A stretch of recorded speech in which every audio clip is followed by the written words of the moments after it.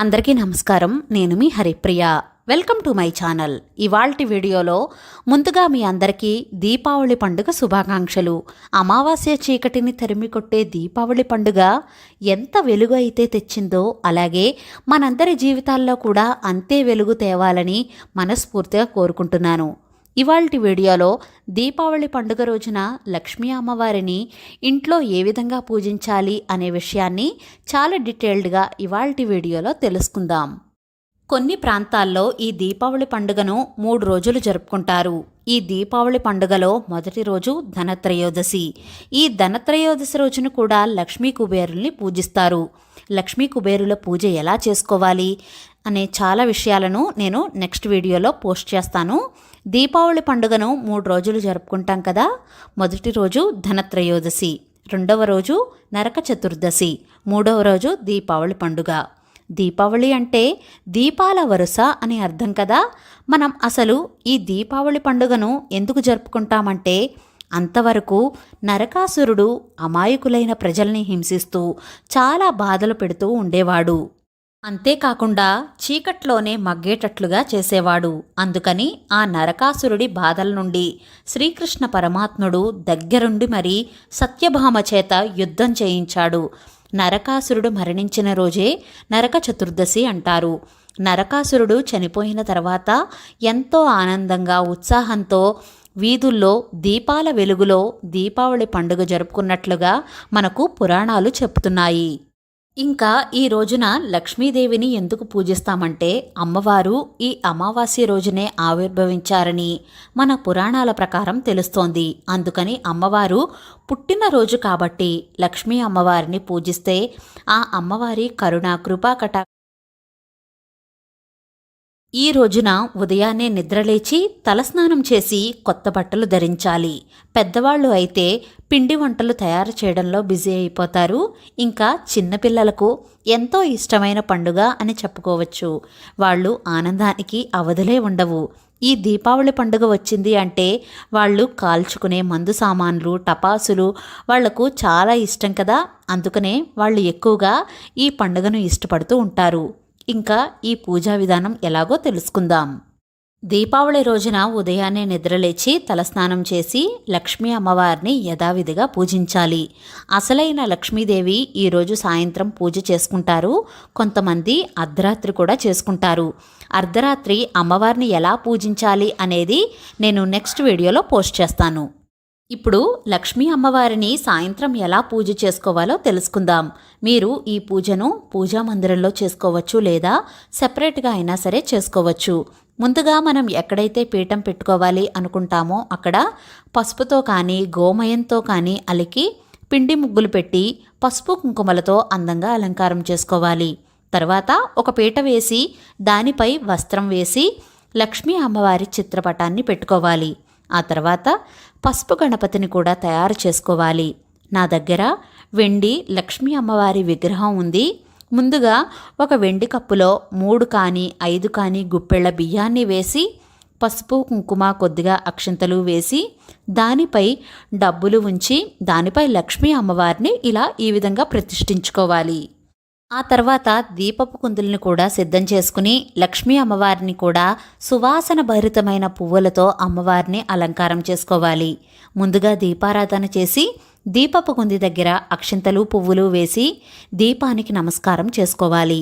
తర్వాత ఆచమనం చేసి సంకల్పం చెప్పుకోవాలి. మనం ఏ పూజ చేసినా ఏ వ్రతం చేసినా పసుపు గణపతిని పూజిస్తాం కదా. గణపతి విగ్రహాన్ని కూడా పసుపు గణపతిని కానీ పూజించాలి. గణపతిని షోడశోపచారాలతో కానీ పంచోపచారాలతో కానీ పూజించాలి. అంటే ధ్యానం, ఆవాహనం, ఆసనం, పాద్యం, అర్ఘ్యం, స్నానం, వస్త్రం, యజ్ఞోపవీతం, గంధ పుష్ప అక్షంతలు సమర్పించిన తర్వాత ధూపం దీపం కూడా చూపించి నైవేద్యంగా 2 పళ్ళు కానీ చిన్న బెల్ల ముక్కను కానీ నైవేద్యం పెట్టి మంగళహారతి ఇవ్వాలి.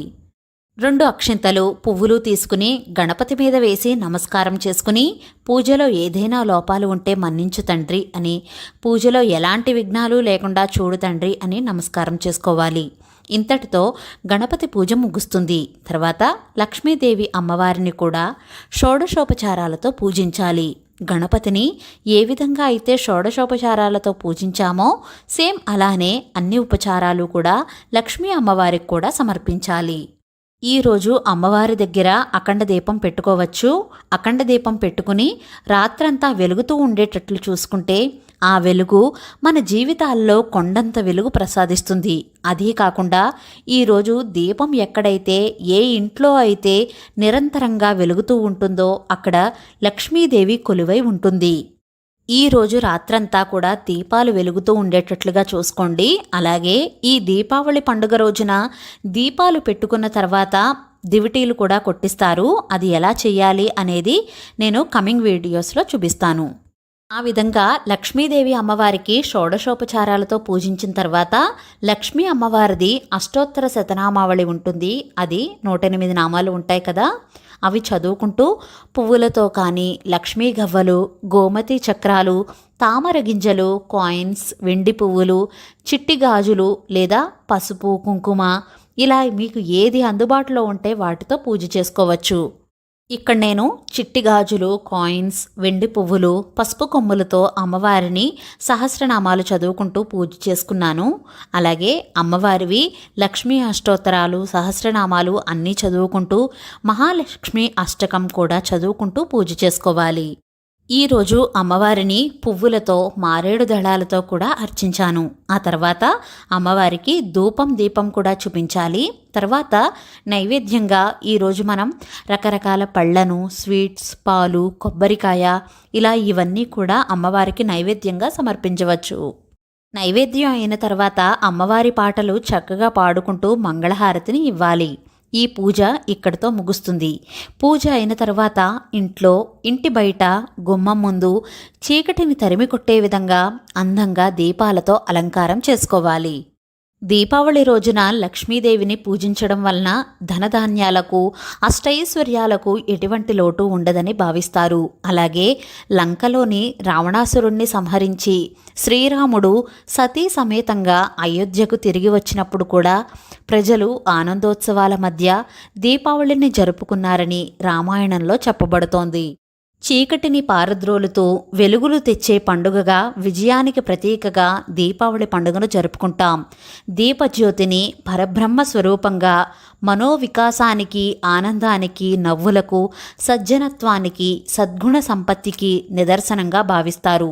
చీకటిపై కాంతి, చెడుపై మంచి ప్రతీకే దీపావళి. అమ్మవారికి మనస్ఫూర్తిగా దండం పెట్టుకుని మనకున్న కష్టాలు, బాధలు, ఆర్థిక సమస్యలు, ఇంట్లో ఉన్న ఇబ్బందులు అవన్నీ కూడా తొలగించు తల్లి అని అమ్మవారిని వేడుకోవాలి. దీపావళి రోజున పెట్టే దీపాల కాంతులు మన ఇంట్లో ఎలా అయితే ప్రకాశిస్తాయో అదేవిధంగా రాబోయే భవిష్యత్తులో కూడా అలానే ఉండాలని దానికి అర్థం.